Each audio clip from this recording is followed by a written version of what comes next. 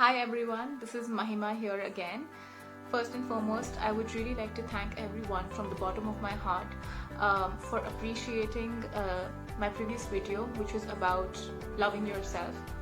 I got some great feedback from a lot of near and dear ones, and it's their support and appreciation which has encouraged me to create the second video. And this is more like a follow-up video to the first one because I got some very interesting comments. I got some very interesting questions, follow-up questions to my video, and I felt that maybe those are some of the questions that some of the other viewers might also have. The first question that I actually got was, what is self-love? Alright, so I think this is a very valid question. A lot of people think that self-love is being selfish, is being narcissistic, right? And probably you are being very self-centered, and therefore a lot of times a lot of people connote self-love to being very selfish and self-centered. No, that is not the case. Self-love is all about appreciating your positives, appreciating who you are as an individual, while not overlooking your weaknesses, not overlooking your areas of improvement. You are always keeping them on your radar. You're always looking at improving them. You're always working on improving them. You're always trying and making sure that you are becoming a better person, a better version of you each day.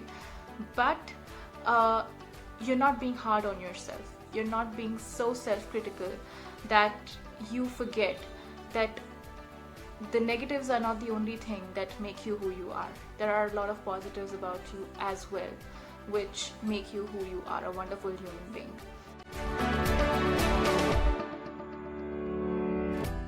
The second question that I got is, how do you know that you are avoiding or you are neglecting yourself, or that you're not loving yourself? So I think the answer to this that I felt was, you start feeling that you are neglecting yourself and you're not loving yourself when you try and be very hard upon yourself. Let me give you guys an example.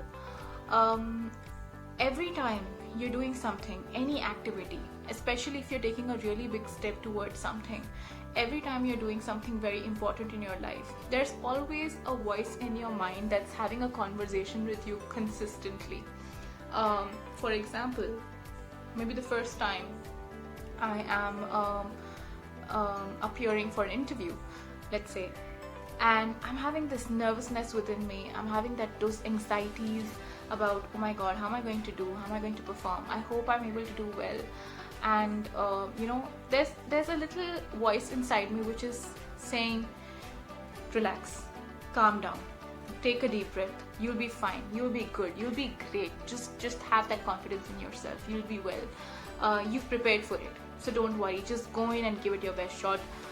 We'll see whatever happens later on, but right now just give it your best. Who do you think that voice inside you is? It is your soul, it is your inner self talking to you, right? And that inner self is the one who's all the time with you. You will always have your friends, your relatives, your parents, your siblings. They'll always be there to encourage you. But at the moment, at that particular moment of action, when you need to take action, at that point of time, they won't be there. It's this inner voice within you who's going to be there supporting you and taking you through it, through the whole process. Now this is the person you need to love. When you start to criticize this person, when you start to being harsh on this person, when you start saying, oh, you know what, you're stupid, I shouldn't have listened to you, I don't like you, I just feel that you're stupid, you don't take the right decisions, I can't take any more of your shit, I just want you to keep quiet, I don't want to talk to you, I always do this, I always fall into this trap, I always do these mistakes, it's my fault, I'm never going to learn anything, I'm never going to get out of this situation, I'm never going to get out of this cycle, it's all my fault. When we are giving those kind of instructions to ourselves, we're basically giving those instructions to our inner voice. And when we're doing that, we're basically demotivating that inner person, that inner guide within us. And once they are demotivated, once they are depressed, once they feel less about themselves and they feel that they don't have the power to guide us, that's when we stop loving ourselves. So mistakes are going to happen. You are going to make mistakes. You are going to learn from your mistakes. You are going to improve. And you gave it your best shot.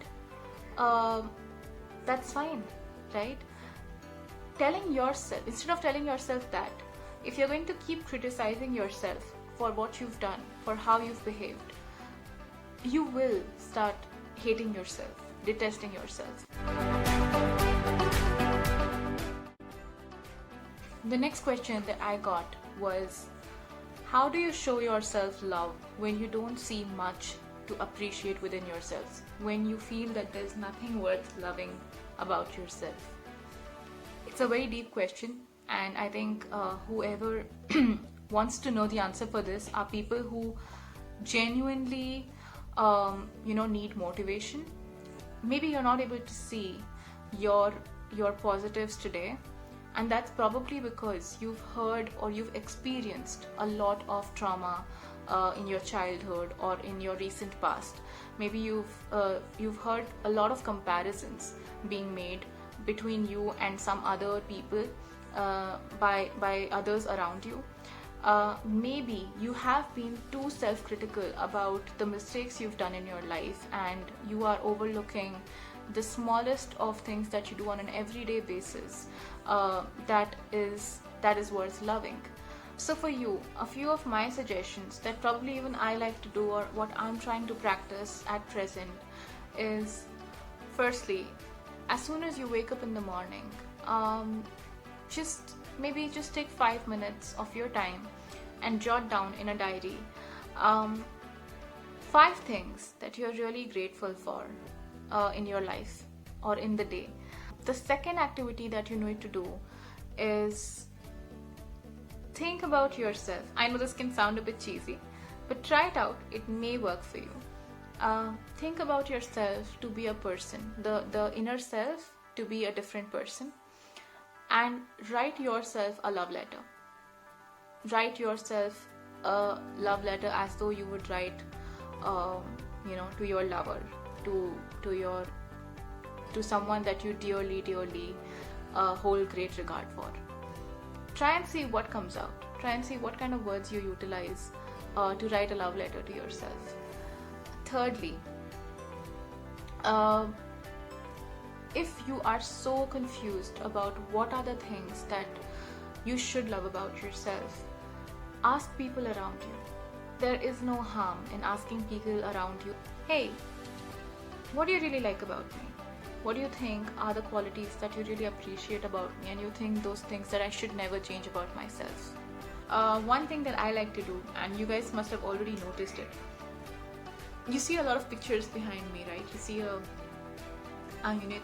there's a wall full of pictures behind me. This is my room, and it has pictures of me with my very close, near and dear ones. It's my friends, my relatives, my parents, my siblings, and people who have always been there with me through thick and thin throughout my journey up till now. Probably have like a scrapbook, have their pictures in an album. You can put them up the way I have put it up in your own room. Keep that as a repository and collect that as a repository. And every time you really feel you have that doubt that, is there something worth loving in me? Go back to that repository and look at those pictures. Look at all those pictures. Look at the number of people who love you. Look at the number of people who have so much regard for you. Look at the kind of people who you have that kind of connect. The fact that you were able to create that kind of a special relationship, that kind of a special bond with these people, proves that there is some good qualities in you because of which these people like to be around you. They stick around you. They like your company. They enjoy your company. Last tip that I'd like to give you, if you think that you don't have anything worth loving about yourself, or you're not able to see the qualities in you that are worth loving, this moment, at this moment, the fact that you're looking at this video, the fact that you are trying to put in efforts to understand yourself, the fact that you are trying to understand how can you be more kind to yourself, how can you be more appreciative of yourself, that itself is a quality worth loving.